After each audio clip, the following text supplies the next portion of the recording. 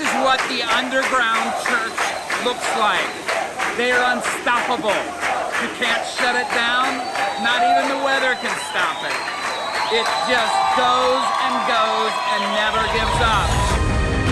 But all Cubans are united in that. And that policy was a miserable traitor. And when the third republic was governed by a group of gangsters,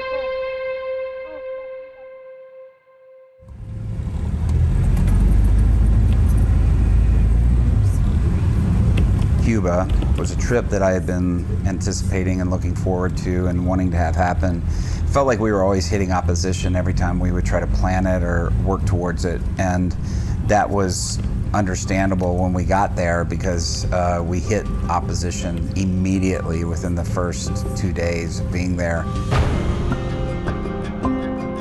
We are heading for a 7-hour bus trip to the other side of the country where we're going to do our first conference, youth conference, with about 1,200 young people. And then we're going to come back here on this bus and do another 1,200 young people conference back in Havana. We had some warfare. We've had some battles here and there, but that just all means there's going to be glory falling. It's going to be good. But you know, the thing we've always noticed is that when there's opposition, it just means the Spirit's about to break out in a powerful way.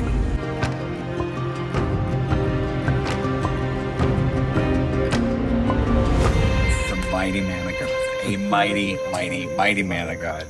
This is my friend Josue. He's going to tell you how and what happens here in churches in Cuba. Remember we did a conference called The Unstoppable. The Unstoppable. So this is actually a church here.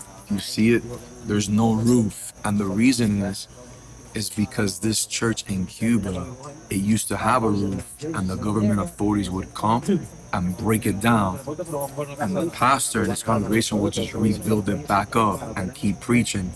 And so they did that for so many times, and they would arrest them, take them to jail, and then they would turn the jail upside down. People would just say, they stop arresting them. Come on. And now what you see here is, so it's illegal here to have like a roof for people. Back there, there's a roof for animals. That's not illegal. But for people, it is. So what they did was they got creative and they built this roof that when they preach, they'll close it down in the middle. But when they're done with church, they'll open it back up. We got up one morning to one of the guys who was a part of another church banging on our door and saying that immigration authorities were there and they were demanding to see all of our passports and to meet with all of us in person. And they hauled us all in and sat us down, supposedly for an interview, but it was really more of an interrogation than anything. Upon conclusion, they had instructed us that we were not allowed to preach, pray for anybody, or talk about Jesus while there. Of course, Cuba is an atheist nation, being a communist nation. It was a tense few hours as we were sitting there. This was really stressful, and of course, the stress was far greater on our hosts than it was on us who were visiting from the U.S. But we were all very committed to the purpose of the kingdom that we had come there for, and everybody was on the same page that we didn't need to back off from anything that, the enemy was trying to intimidate with.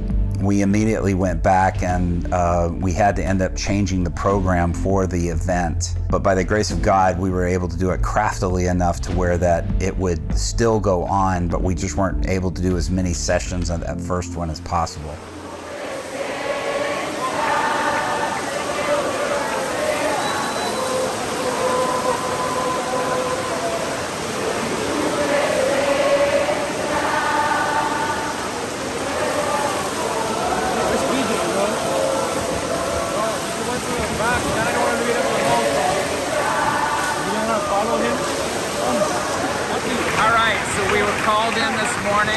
By the Cuban authorities and question about our doings here and what was going on.